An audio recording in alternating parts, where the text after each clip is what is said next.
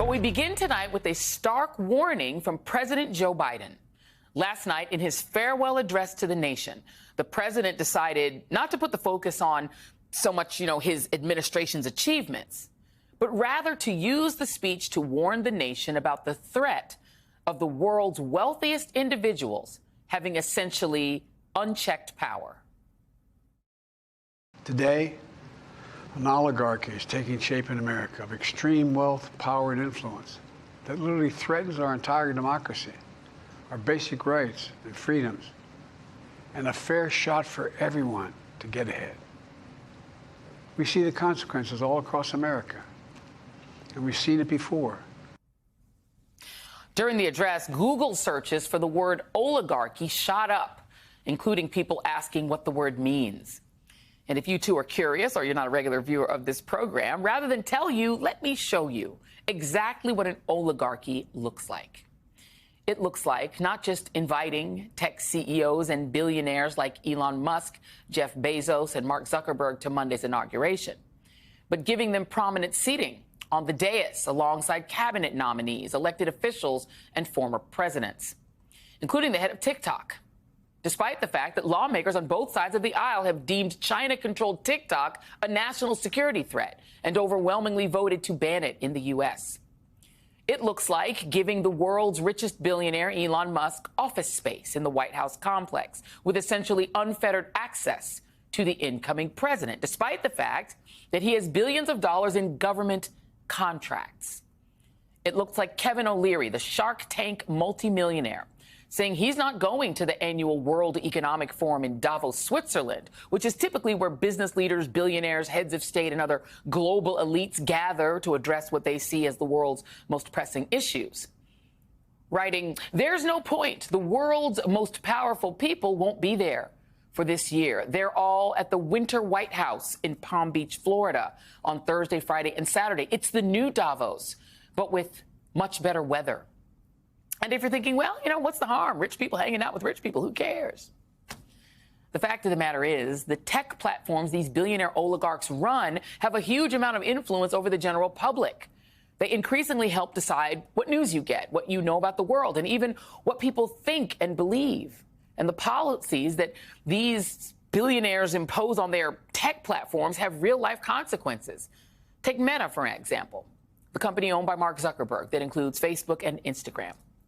Earlier this month, after fully bending the knee to Trump, Zuckerberg announced that the social media company was ditching their fact-checking system and rolling back the rules on hate speech, which, according to reports, means that calling LGBTQ people mentally ill or Mexican immigrants trash is now A-OK and no longer a violation of Meta user policies. And while Zuckerberg and the like are trying to spin this as promoting free speech, according to Axios, many experts are worried that the types of speech now being permitted will fuel real-life violence, pointing to bomb threats in Boston and elsewhere that followed online attacks on pediatric gender clinics. And it wouldn't be the first time. 404 Media is reporting that multiple speech and content moderation experts drew some parallels between these recent changes and when Facebook contributed to a genocide in Myanmar in 2017, in which Facebook was used to spread anti-Rohingya hate. One expert told them, quote, "We believe Meta is certainly opening up their platform to accept harmful rhetoric and mold public opinion into accepting Trump administration plans to deport and separate families." And in a nutshell, that's what an oligarchy looks like. The world's richest tech bros and a couple of D-list celebrities paying millions of dollars to rub elbows at Mar-a-Lago, morally numb to the actual problems of the American people, including the ones they cause. Instead, only concerned with how they're going to make more money and how to appease Donald Trump. Joining me now is Baratunde Thurston, host of the Life with the Machines podcast and founding partner of Puck News, and Matthew Dowd, former Republican strategist and MSNBC senior political analyst. Thank you both for being here. Baratunde, welcome to the program. Haven't talked to you in a very long time. Thank you for coming. There's a lot about what these tech oligarchs are doing, the people that President Biden called essentially a tech oligarchy. They're going to be seated on the dais at the inauguration alongside the guy from ChatGPT is going to be there. Elon Musk is going to be there. All of these oligarchs, and they're going to be seated near, among them, Xi Jinping, who has so far declined. He could, I guess, still change his mind to come. That's the Chinese leader. Italian Prime Minister Giorgia Meloni, we're seeing if she's going to come. Who else was invited? Hungarian Prime Minister Viktor Orban, if he comes. Argentine President Javier Milei, far-right Javier Milei, is definitely attending. The Salvadoran President Nayib Bukele, another oligarch, pending. Ecuadorian president is attending. The Alternative to Germany co-leader, Tino Chapula, this is a neo-Nazi-style group in Germany. Far-right United Kingdom politician Nigel Farage attending.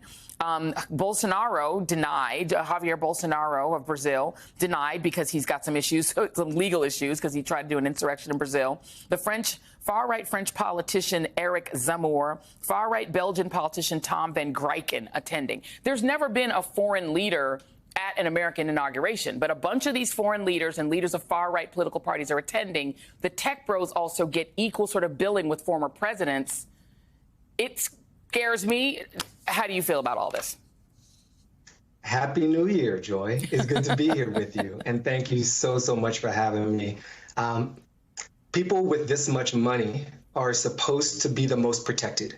But sometimes you think you have money and the money has you. And so what we're seeing is not the promotion of free speech, but probably the promotion of free cash flow.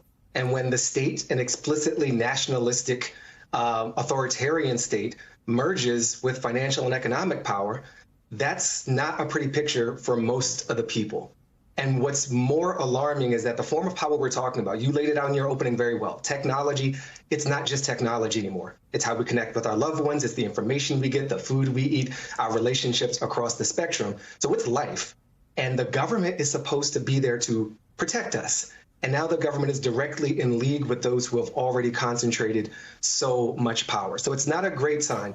There's a lot that we should be looking out for, and I don't think we can underestimate the impact of this kind of alignment. Also unprecedented because you've not seen this much money on inauguration stage before. These people generally sit this out, but they're willing to stand up, be counted, even as they bend the knee and subjugate themselves in a very public fashion. Yeah, I mean, I can't imagine what it's going to look like, Matthew, to have, you know, this set of former presidents there, who I'm not sure what their intent in their mind is to attend, and all of these tech oligarchs and foreign leaders and leaders of far right-wing, really almost dangerously far right-wing parties, all collected. I'm not sure what message that's supposed to send to the American people, but let me just let you listen to what President Biden said to our own Lawrence O'Donnell just not long ago when he just did an interview with him. This is what President Biden had to say. Take a listen. When you got up from that desk last night, that was really the final big public moment in a 50-year political career. Yeah, that's how long it was. You've served in government longer than any person who's ever served in this job. What did that feel like at the end of that speech? We were pushed out of the room as people were surrounding you, hugging you, and as that emotion was filling the room.